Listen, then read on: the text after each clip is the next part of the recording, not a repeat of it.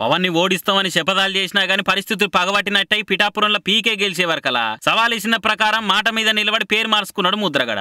పద్మనాభరెడ్డిగా మళ్ళా నామకరణం చేసుకుని 10 మందిలో టాపిక్ అయిండు. ఇక పవన్ తోనేందుకు ఆయనతో పంచాదెందుకు అని ఊకోకుండా మళ్ళీ ఆయన టార్గెట్ చేసుకుంటా నువ్వు అది చేయొద్దు ఇది చేయొద్దు అని ముచ్చట ముంగడేసుకుంటున్నాడు. పవన్ ఇప్పటి సంది సినిమాలు పురాగా బంద్ చేసి ప్రజాసేవకే అంకితం కావాలి. అప్పట్లో ఎన్టీఆర్ కూడా అట్లనే చేసిండు అనుకుంటా హిస్టారికల్ ఫ్యాక్ట్స్ తో ఇట్లా మాట్లాడుకొచ్చిండు.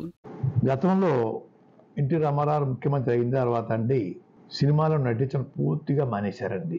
అది చట్టం ఒప్పుకోక అన్నది నాకు తెలియదు కానీ రూల్స్ పూర్తిగా మానేశారండి. ఆయన తర్వాత ఒక సినిమాలో నటించవలసి వస్తే కేంద్ర ప్రభుత్వం పర్మిషను సుప్రీంకోర్టు పర్మిషను తీసుకుని ఒక సినిమాలో నటించారండి.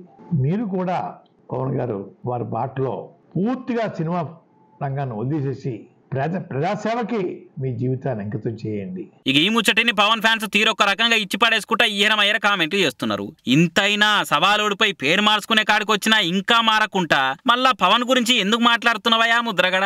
ఆయన సినిమాలు చేసుకుంటాడో సీరియల్ చేసుకుంటాడో పాలిటిక్స్ సినిమాలు కలిపి టైం ఎట్లిస్తాడో అది ఆయన ఇష్టము. అసెంబ్లీలో ప్రమాణ స్వీకారం చేసి అరపూట కూడా కాలే అప్పుడే ఎందుకు ఈ ఆగం అనుకుంటా కౌంటర్లు ఇస్తున్నారు. ఇప్పటికే పవన్ డిప్యూటీ సీఎం వరకలా తీరిక దొరికి సినిమాలు చేస్తాడా చేయడా, చాలు చేసిన ప్రాజెక్టులకు గుమ్మడికాయ కొడతాడా లేడా అని ఫ్యాన్స్ పరిశాన్లు ఉంటే ఇదే టైంలో ముద్రగడ మాటలు ఏపీ పాలిటిక్స్ లో అటు ఇండస్ట్రీలో హాట్ టాపిక్ అయి కూర్చున్నాయి.